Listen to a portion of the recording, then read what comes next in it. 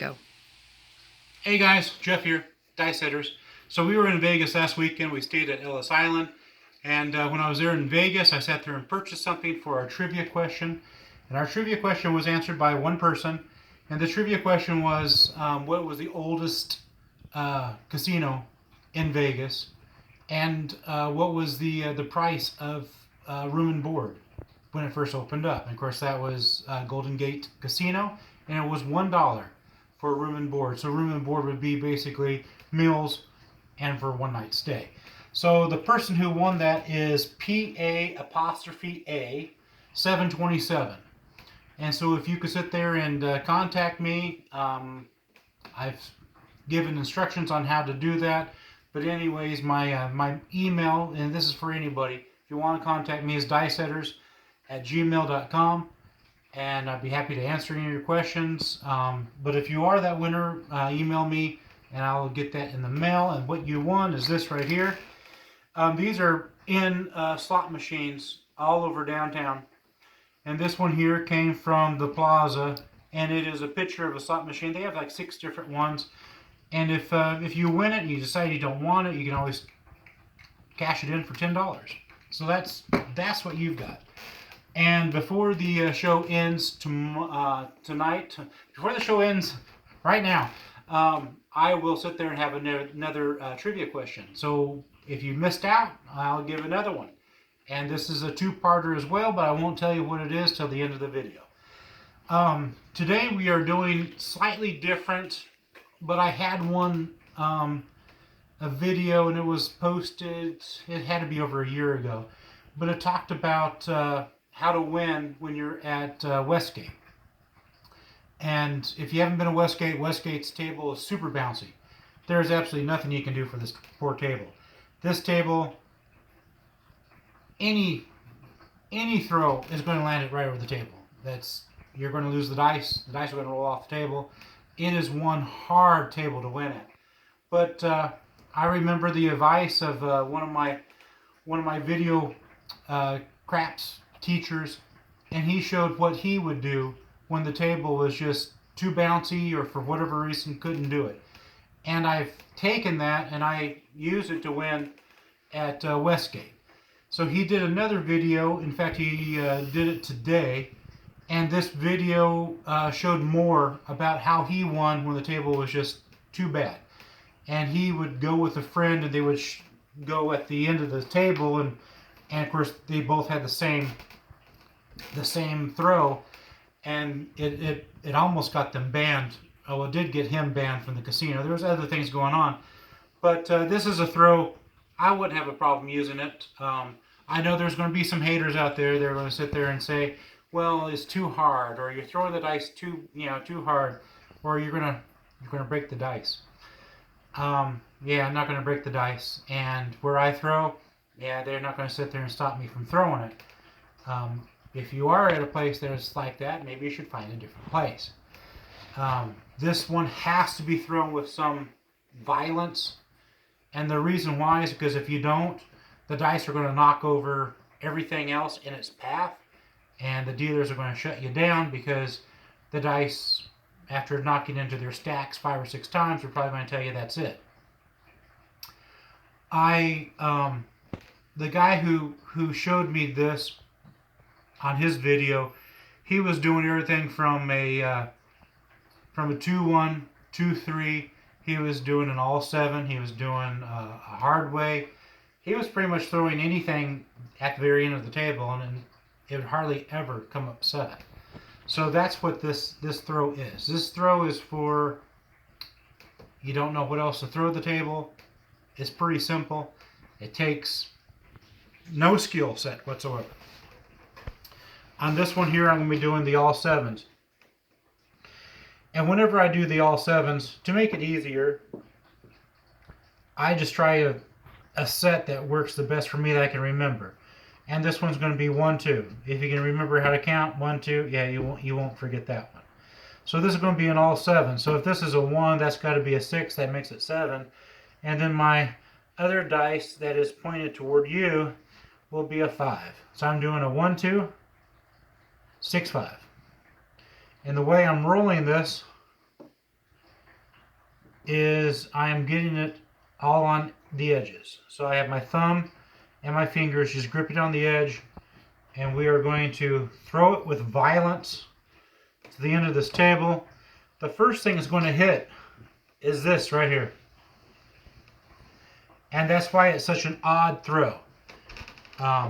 My wife and I, when we would sit there and go to Westgate, we would do the all sevens, and we would start somewhere here, and we would pull the dice up off the table and let it go. And we were just trying to get them to tumble. That's kind of what you're doing here, but it's slightly different. And I'll show you what I did before. This is my last throw. 4 4s, 1 5, 3 6s. I started out with a 6. So that had been the second time the 6 came up. 8, 3 of those, plus it was a beginning point. 3 on the 10s, 1 on the 9. It was starting to be a one that used a lot of the horns. I had 12, 2, 3. I had 2 3s, 2 11s. If that would stay that way, I would definitely put money on the horn. You figure if you can hit the horn every 4 times or 6 times, you might as well throw $4 at it every time you roll. Because these things here, when they roll, it will make up for the times that you don't sit there and have a horn. So if you're hitting the horn every 4 to 6 throws, well worth it. $4 on the horn. Simple, easy, and you just tell the dealers this is something you want to keep on going. So I'm going to sit there and throw from the end. I do have an extra pad of vinyl at the very end of the table to try to cushion it, because I have nothing underneath this felt here.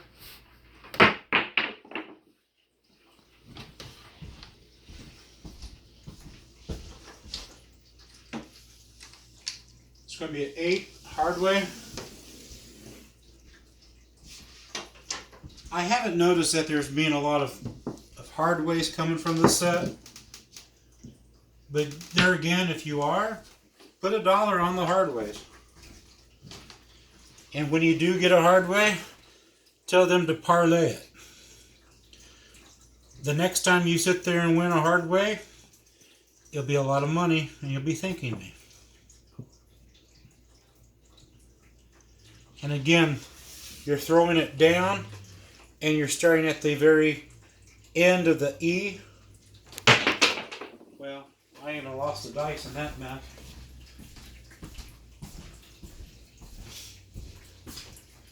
That's pretty sad.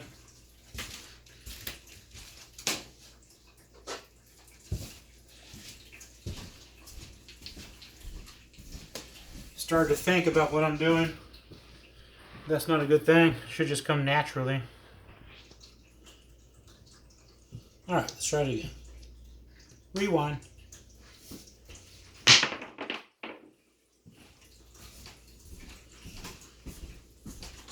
Two.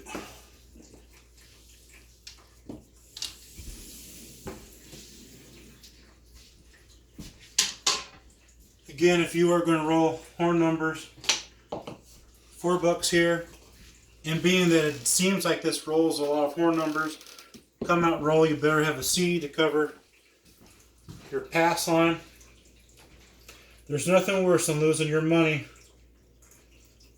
to a 2 or a 3 on the come out roll. Especially now that most starting bids are $15 to $25.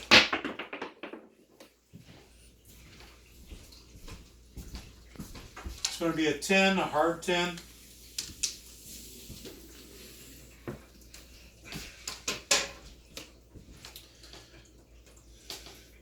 And again, like I said, hard ways are showing up.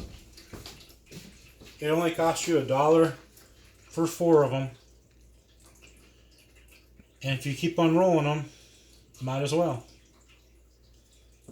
Parlay it in hopes that you roll it one more time.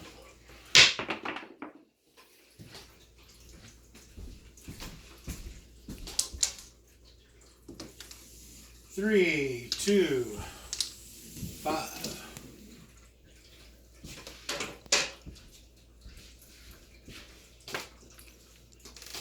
Well, that one doesn't need a chip. That's my starting roll. I tried this earlier. I tried it the hard way. I tried it all 7s. I tried top set 7. It didn't really seem to matter much. 5, 6 is 11.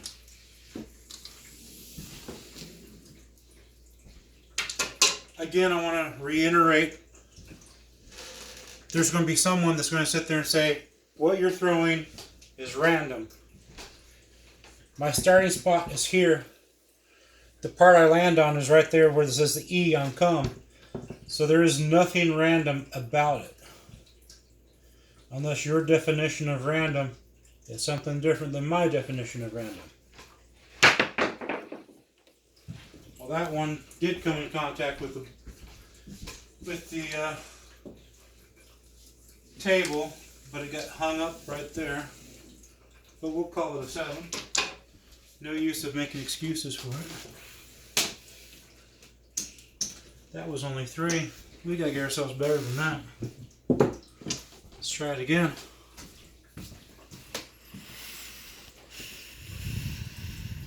Making sure every throw is identical.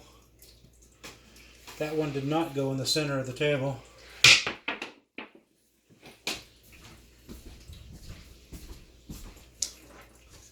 Five, 4, 9. On that one, you got the 7, you hit the M, not the E. That's why. Oh. I don't need that. I need that.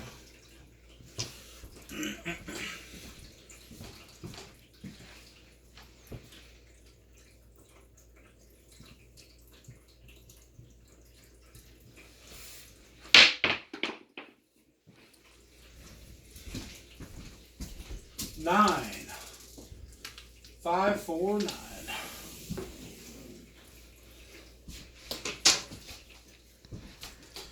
So it gets a white chip and then it gets a dollar chip.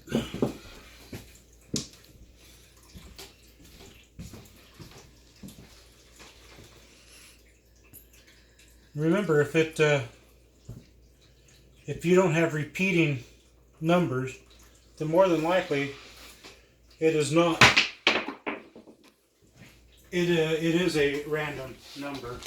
But if you continually have repeating numbers, I know 9 is definitely a repeater.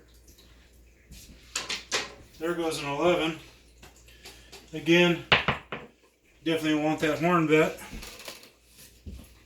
It's showing up at least every 4 times, every 4 throws, if not more.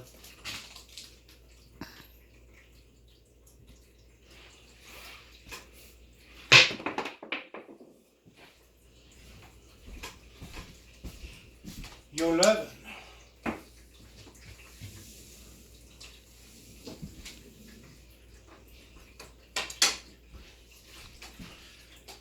So again, horn bet.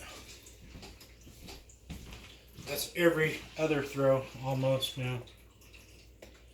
It's just a way to get money. If you notice a trend, you're throwing hard ways, you're throwing horn numbers. That was a horrible throw. 3. I don't know if they would even count that. Got hung up on my fingertips. Another horn number, but of course it didn't hit the end of the table. But a horn number nonetheless.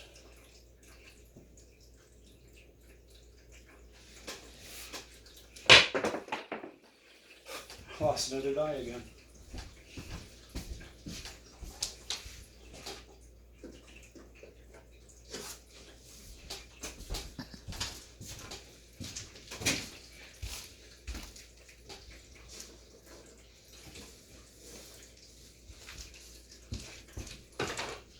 Let's try that one more time.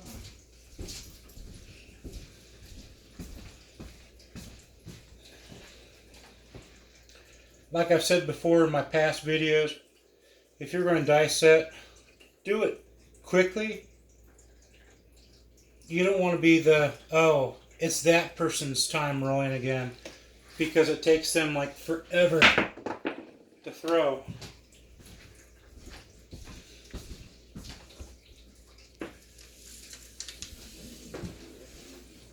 One, two, three. Another horn number.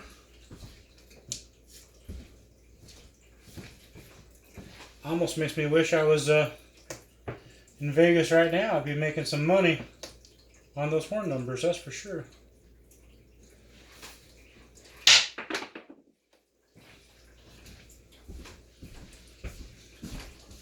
Eight.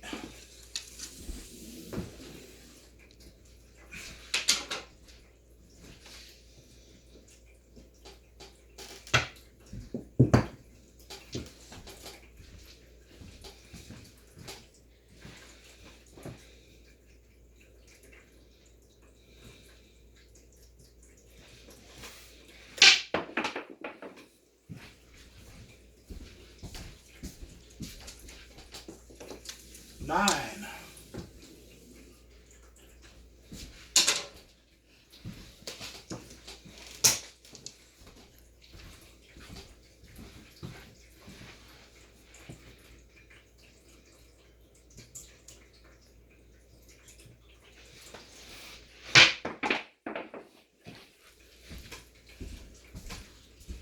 That one there is a 7. I'll end it right there for you guys. A little different with the camera on you, and you can see what I did before. Before, you know, was great. With the one guy I sat there and watched, he did a fantastic throw as well when he was doing it. I think he had every number but 2 and 3. The rest were filled in. But my trivia question for this time, and I want to tell you a little story. We went to, we were on a cruise ship, and we went to Mexico, and at this place where they would have craps, and they had everything else as well, there was actually a picture of their craps table, and this picture took place in the 1930s. So I was excited to see this picture of this craps table, and I was thinking to myself, well, what kind of changes have been made with the game of craps since 1930s to what it is now? It looked identical to the craps table layout that I have right now. But anyhow, my question is, who invented craps? What is their name? And what year was it that it was invented? And I'll have something else for next week. Definitely like, share, subscribe. If you're new to the channel, definitely smash that like button, smash that subscribe button. If you're old to the channel, you probably haven't done it yet. Smash that like button, smash that subscribe button. It just helps me. It helps YouTube. It helps when you're not watching me. It helps YouTube figure out what to show to you. What shows do you like? And it only knows that by you liking something, commenting on something. That's how it knows. It's the algorithm.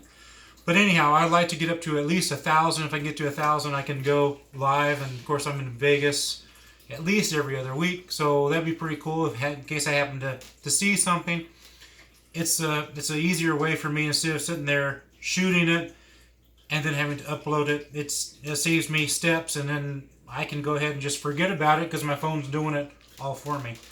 But anyhow, we'll be back in Vegas, not this weekend, but the following weekend. We'll be staying at Ellis Island.